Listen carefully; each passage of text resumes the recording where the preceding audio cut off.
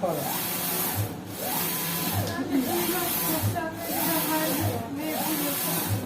Evet.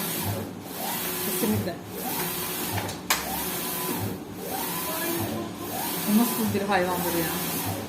İnanılmaz bir şey yani. Böyle bir tasarım yok yani. Her bir şey hücre detayında başka bir tasarım var. Böyle bir renk yok yani.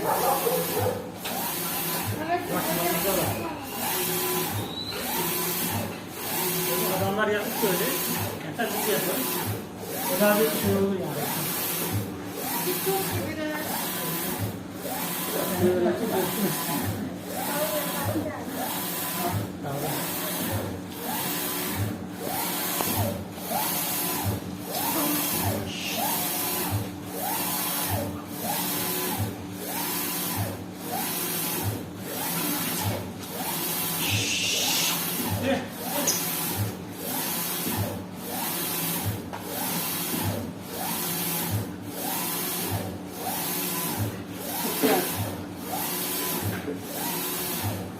Sözüm tamam ya. Sözüm şey yani.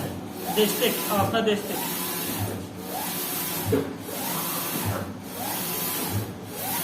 Şimdi mesela koltuk ortaya yazıyor. 5 dakika. 25 tane sıkıntıla çıkartıyor.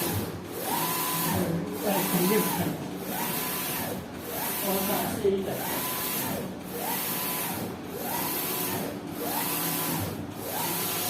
Vay